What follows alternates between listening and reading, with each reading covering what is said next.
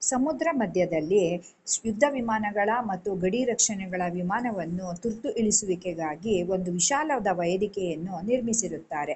ಆದರೆ ಅದನ್ನು ಯಾವುದೇ ಅಡಿಪಾಯವಿಲ್ಲದೆ ನೀರಿನ ಮಧ್ಯದಲ್ಲಿ ನಿಶ್ಚಲವಾಗಿ ಹೇಗೆ ನಿಲ್ಲಿಸಿರುತ್ತಾರೆ ಎಂದು ನಿಮಗೆ ತಿಳಿದಿದೆಯೇ?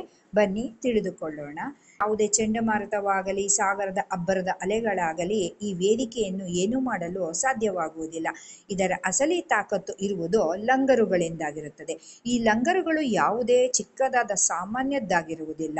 ಸಾವಿರಾರು ಟನ್ ತೂಕವಿದ್ದು ಒಂದು ಸರಪಳಿಯ ಕೊಂಡಿಯು ಒಬ್ಬ ಮನುಷ್ಯನಷ್ಟು ದೊಡ್ಡವಿರುತ್ತದೆ. ಮೊದಲಿಗೆ ಫ್ಲೋಟಿಂಗ್ ಪ್ಲಾಟ್ಫಾರ್ಮ್ ಅಂದರೆ ತೇಲುವ ವೇದಿಕೆಯನ್ನು ಎಲ್ಲಿ ನಿರ್ಮಿಸಬೇಕೆಂದು ನಿರ್ಧಾರವಾದ ನಂತರ ಇಂಜಿನಿಯರ್ಗಳು ಅಲ್ಲಿನ ನೀರಿನ ಆಳವನ್ನು ಅಳತೆ ಮಾಡಿ ದೊಡ್ಡದಾದ ಕ್ರೇನ್ಗಳ ಸಹಾಯದಿಂದ ಭಾರೀ ಗಾತ್ರದ ಲಂಗರುಗಳನ್ನು ನೀರಿಗೆ ಎಸೆಯುತ್ತಾರೆ. ಇದು ಒಂದು ಬೆಟ್ಟವನ್ನು ನೀರಿಗೆ ಎಸೆದಷ್ಟು ಭಾರವಿರುತ್ತದೆ.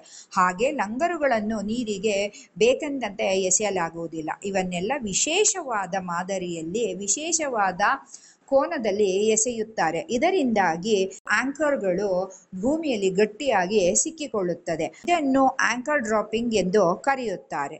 ಹೀಗೆ ಹಲವು ಆಂಕರ್ಗಳನ್ನು ಈ ಫ್ಲೋಟಿಂಗ್ ಪ್ಲಾಟ್ಫಾರ್ಮ್ಗಳ ಸುತ್ತಲೂ ಎಸೆಯಲಾಗುತ್ತದೆ. ಈ ಕಾರ್ಯವನ್ನು ಎಷ್ಟು ಜಾಗರೂಕತೆಯಿಂದ ಮಾಡುತ್ತಾರೆಂದರೆ GPS, ಸೋಲಾರ್ ಮತ್ತು ಸಾವಿರಾರು ಟನ್ಗಳಷ್ಟು ತೂಕದ ಟೆನ್ಷನ್ ವೈರ್ ಎಲ್ಲವೂ ಸೇರಿ ಒಟ್ಟಿಗೆ ಒಂದೇ ಸಮನೆ ಕೆಲಸ ಮಾಡಬೇಕಾಗುತ್ತದೆ. ಆದ್ದರಿಂದಾಗಿಯೇ ಈ ಫ್ಲೋಟಿಂಗ್ ಪ್ಲಾಟ್ಫಾರ್ಮ್ಗಳು ಅಲುಗಾಡದೆ ಗಟ್ಟಿಯಾಗಿ ಕೆಲವು ತಿಂಗಳುಗಟ್ಟಲೆ ನಿಂತಿರುತ್ತದೆ. ಇನ್ನು ಈ ಆಂಕರ್ಗಳನ್ನು ಹೇಗೆ ಮೇಲೆತ್ತುತ್ತಾರೆಂದರೂ ತಿಳಿಯುವ ಆಸಕ್ತಿ ನಿಮಗಿದ್ದರೆ ಪುಲ್ ಅಪ್ ಎಂದು ಕಮೆಂಟ್ ಮಾಡಿ.